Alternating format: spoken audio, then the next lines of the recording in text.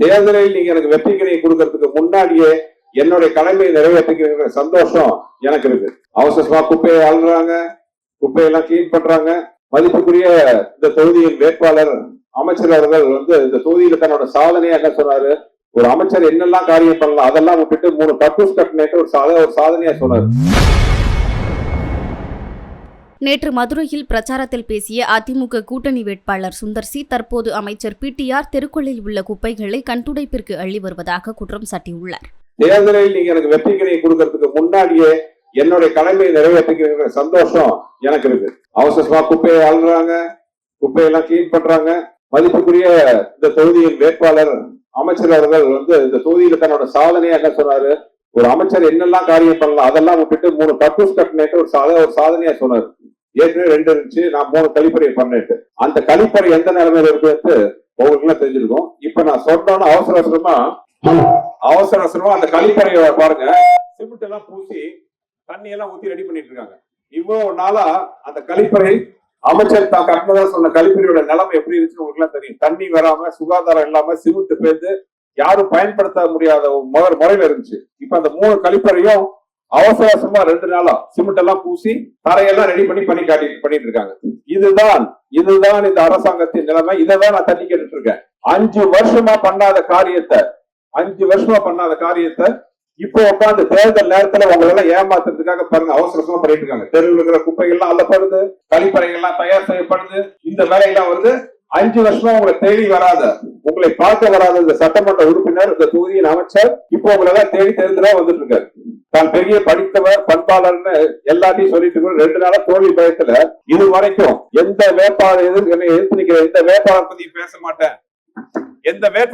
பேச மாட்டேன், அவங்களுக்கு பதில் சொல்ல மாட்டேன் அப்படின்னு 10 வருஷமா இருந்தவரு இப்ப நான் கேட்கிற ஒவ்வொரு கேள்விக்கும் பதில் சொல்ல முடியாம தடுமாறிட்டு இருக்காரு. ஏதோ ப்ரோக்ரஸ் ரிப்போர்ட் மாதிரி சமூக நலன குழுவை கட்டினேன், அதை கட்டினேன், சாக்கடையை வெட்டினேன்னு சொல்லிட்டு இருக்காரு. ஒரு அமைச்சர் பண்ணக்கூடிய காரியமாவது மதுரை மத்திய தொகுதி எவ்வளவு நல்ல காரியங்கள் பண்ணிருக்கலாம். மதுரை மீனாட்சி அம்மன் கோயில எத்தனை ஆயிரம் கோடி GDP கொண்டு வரக்கூடிய சக்தி மிக்கது.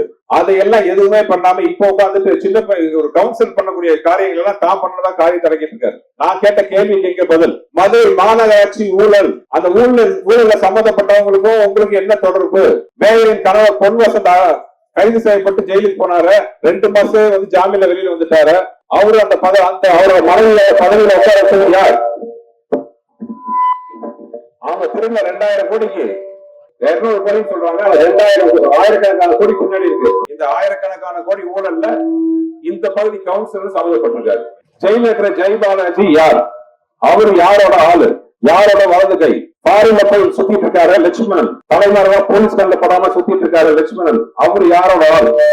இதுக்கெல்லாம் எங்க பதில்? எங்க இந்த பதில் எல்லாம் விட்டுட்டு தனிநபர் பார்த்ததுல எல்லாம் கண்ணாமூன்னு பேசிட்டு இருக்காரு. என்னெல்லாம் பேரு? பச்சோந்தி, கபட வேலைதாரி, அதோட இன்னொன்னு சினிமா சங்கி. இது புது வார்த்தை. இவங்களுக்கு இதே வேலை. யாரையாச்சும் ஒருத்தவங்க திட்டா வார்த்தையை புடிச்சிட்டு சோசியல் மீடியா ஆள வச்சு டெய்லி அதை பதிவு வைக்கிறது.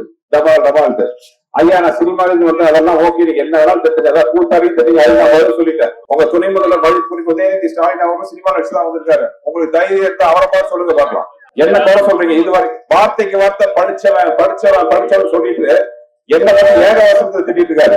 ஆனால் நீங்க உங்களால படிக்காதவன் என்று இகழப்படும் தான். கர்ம வீரர் காமராஜர் படிக்கல, புரட்சி தலைவர் எம்ஜிஆர் படிக்கல, புரட்சி தலைவர் அம்மா அவர்கள் படிக்கல, ஏன் உங்க தலைவர் டாக்டர் கலைஞரும் படிக்கல. ஆனா அவர் எழுதுற அவர் படிக்க தமிழ் இலக்கியங்கள் எவ்வளவு? ஐயா படிப்புனால வர்றதில்ல தகுதியும் தரமும். ஒரு சர்டிபிகேட் சொல்றது நம்ம தகுதியும் தரமும் ஒரு சர்டிபிகேட் சொல்லாது, நம்மளுடைய நடத்தை தான் சொல்லும். நான் மதுரை தொகுதி மக்களின் குறைகளை பத்தி கேட்கிறேன், மதுரை மக்களுக்காக கேட்கிறேன். இவ்வளவு நாள் பதில் சொல்லாத நீங்க இப்ப எதுக்கு பதில் சொல்றீங்க? ஏன்னா என் குரல் என்னுடைய குரல் இல்ல, மதுரை மக்களோட குரல். நான் கேட்கிற கேள்வி இல்ல, இந்த தொகுதி மக்கள் கேட்கிற கேள்வி. இதுக்கு பதில் சொல்லுங்க. படிச்சிருந்தீங்களா? அப்புறம் எதுக்கு நிதி அமைச்சர் பதவியில உங்களை டவுன் கீழே கொண்டு வந்தாங்க, சாதாரண துறைக்கு மாத்தினாங்க? அதுக்கு பதில் இருக்கா? ஏன் உங்க தகுதி இல்லாததுனாலயா? அவ்வளவு பெரிய படிச்சவரு. செய்திகளை உள்ளது உள்ளபடி தெரிந்து கொள்ள ரெஃப்ளெக்ட் நியூஸை சப்ஸ்கிரைப் பண்ணுங்க.